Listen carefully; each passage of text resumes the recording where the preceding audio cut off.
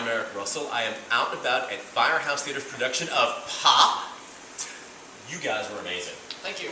Thank you. I loved it. It took me back because I grew up in the 70s and stuff, and well, I was born after the 60s, but the 70s, and I grew up watching Warhol all the way up through the 80s and stuff. But what I really want to start with is who you are and who you play in this fantastic production of Pop. I'm John Minks, and I play Andy Warhol. I'm Ian Stearns, and I play Candy Darling. I'm Nasteff, and I play Gerard Malanga. I'm Audra Honaker, I play Valerie Saladas. I'm Garrett, and I play Edie Sedgwick. I'm Axel Burtness, and I play Pote Ondine.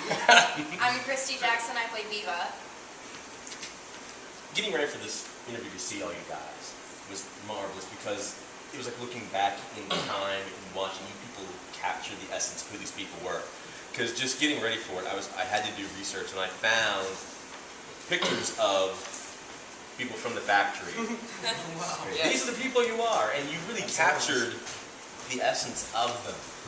And just because way back in the day, to see how well you know your characters, I have a pop quiz for you. Pop quiz. Pop quiz. All right. So these are famous quotes said by one of your characters. Let's see if you can name who it is. Would you please mind throwing that thing out of here?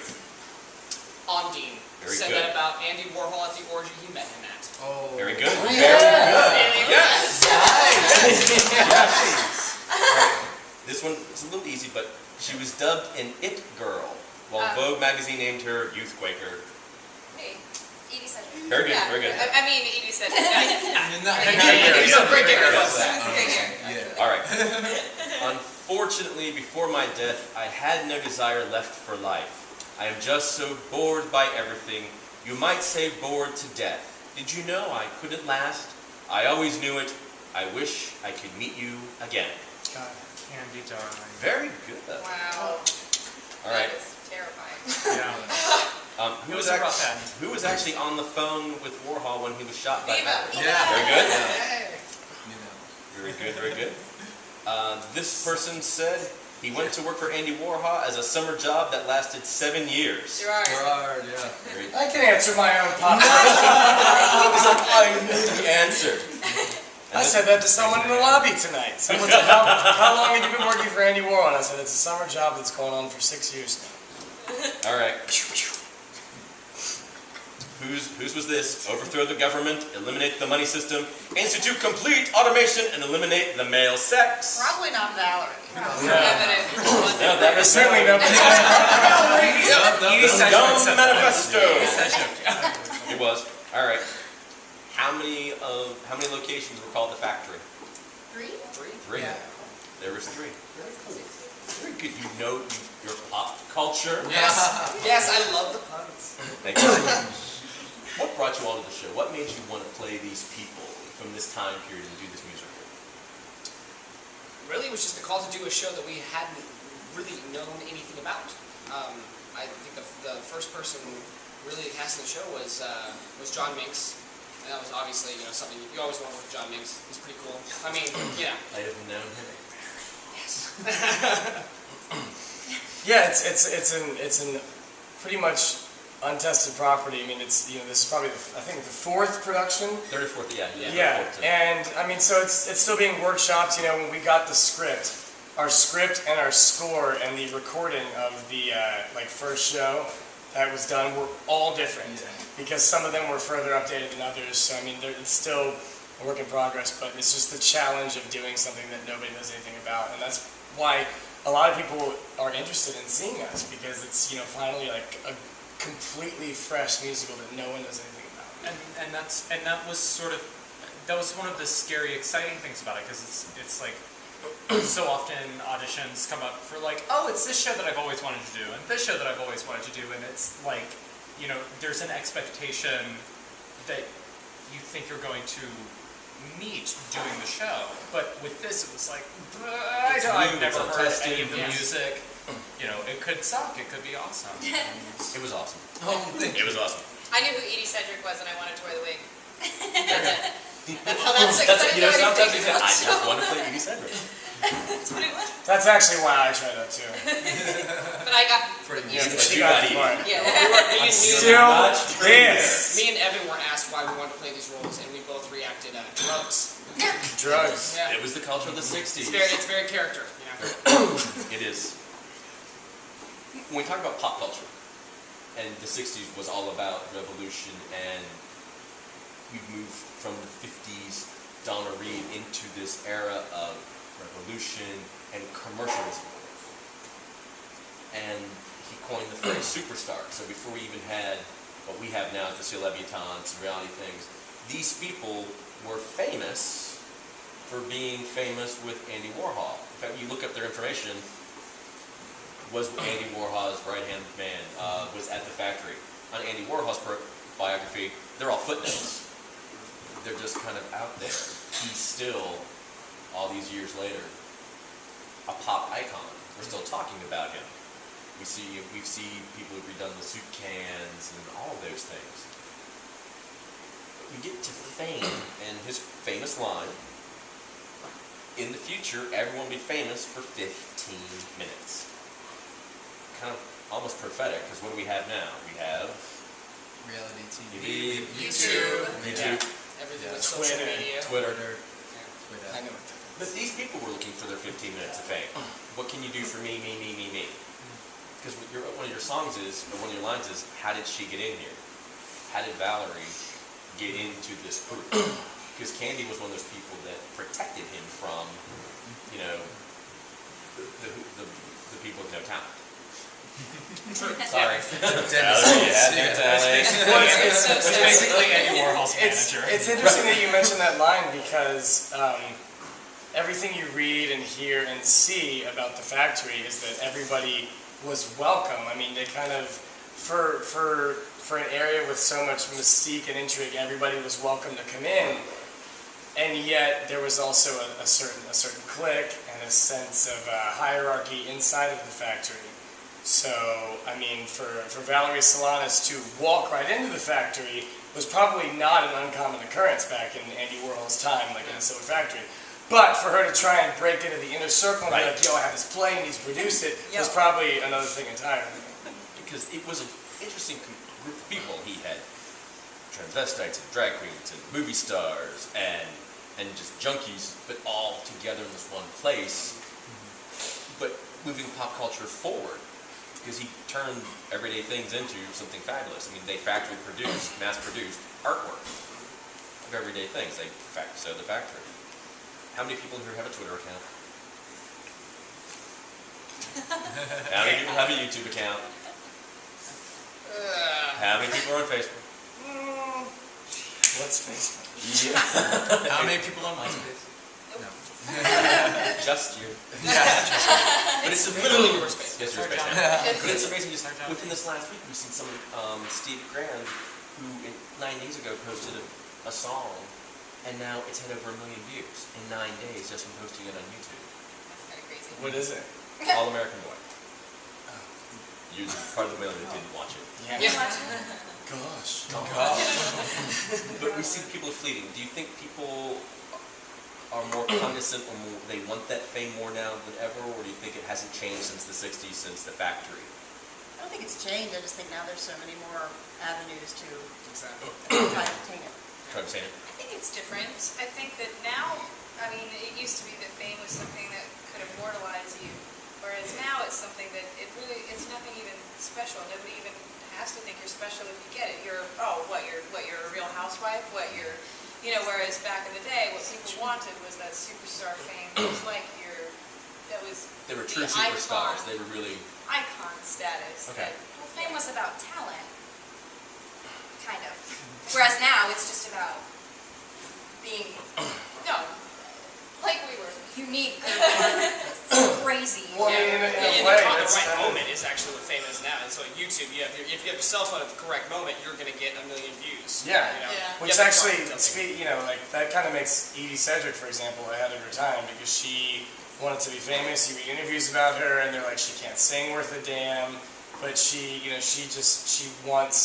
looks great, and she wants to be famous, and she saw Andy Warhol as the opportunity, and like Edie Sedgwick of 2013, probably in the right moment, the right time, would be a superstar for 15 minutes, maybe longer, but I She mean, did there's have that. definitely. She was the it girl of that time period. She was a very charismatic Yeah. person to watch and very charming.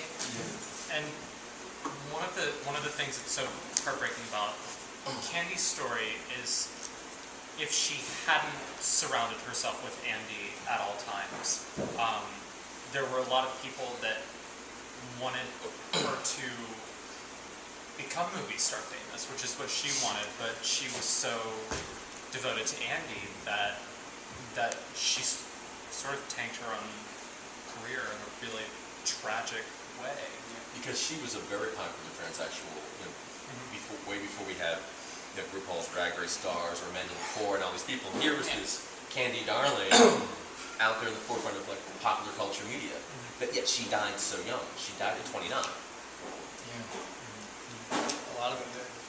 The cool thing about the show is it manages to touch on some of the backgrounds of these stars that burnt out while also being completely cartoony, over the top, and abstract at the same time. It was the 60s when you guys captured who they really were. All right, here's one from Andy Warhol. Once you got pop, you could never see a sign again the same way again. Once you thought pop, you could never see America the same way again. Thoughts on that?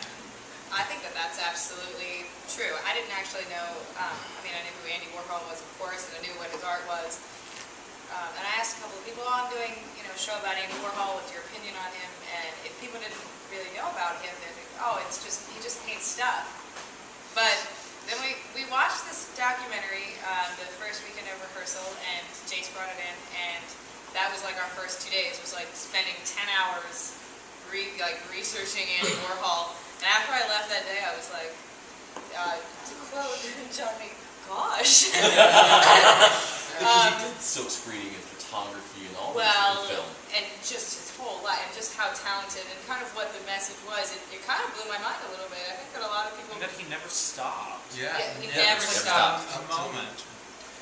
When you talk about once you thought pop, one of the things a lot of people say about his art is that you can't look at it without thinking. You see a Monet or a Van Gogh, like, that's a beautiful painting.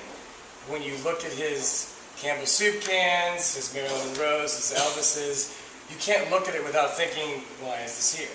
So that's part of the It makes you think. Once you thought pop, once you understand or once you have an opinion on why it's there, you can't stop thinking about that. It changes your perspective completely of why it even exists. I mean, to take Campbell's soup cans and to make millions of dollars off just, silk screening of the different colors that they came in, of all the different Campbell's cans there was, it completely changes the perspective of your history with it.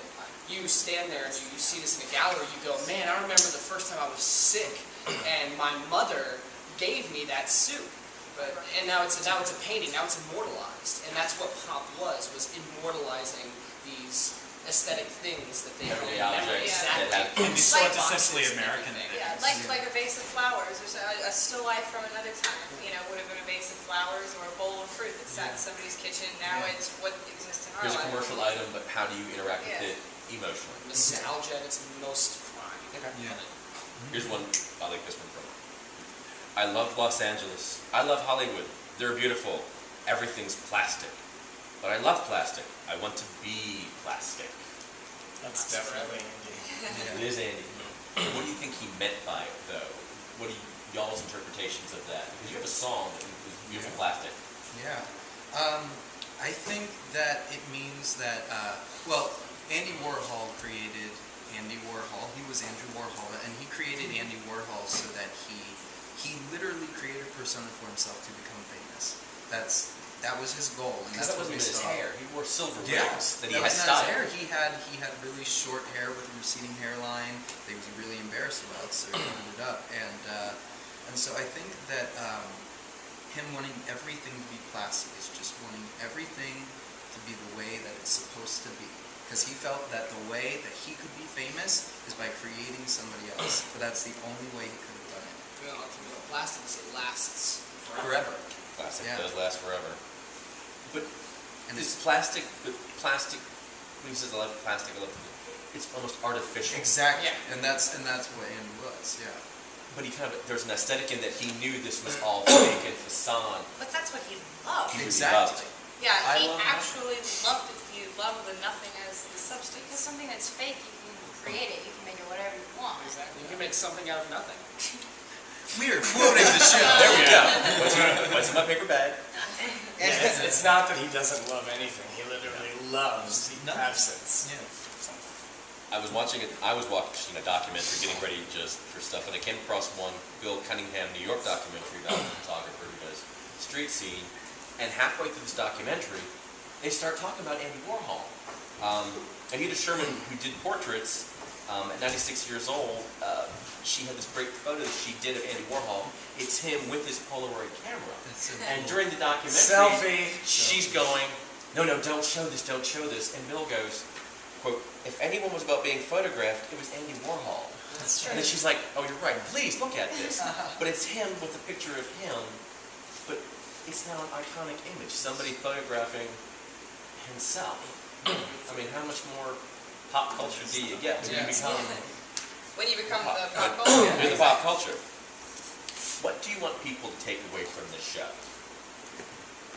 I think I want people to come away with a little bit of a different perspective, not only on who Andy Warhol was, but really what this whole phenomenon was. Because I think that it's easy to have preconceived notions about who these people were and what they did, and lack of morality or whatever you want to call it. But when it comes down to it, they were people who were very interesting people and lived a very specific way. But I hope that people come away with it with a different sense of what this all really meant, not only to these people but to the whole world. I feel like that's a great thing at the second act of the show, because you have the first act of this whodunit, kind of campy, fun, flashy thing, and then it leaves on this slightly sour note. And the second half of the show is actually, despite all the wonderful things that Andy did in creating superstars out of these average, everyday, normal people, he did kind of damage them.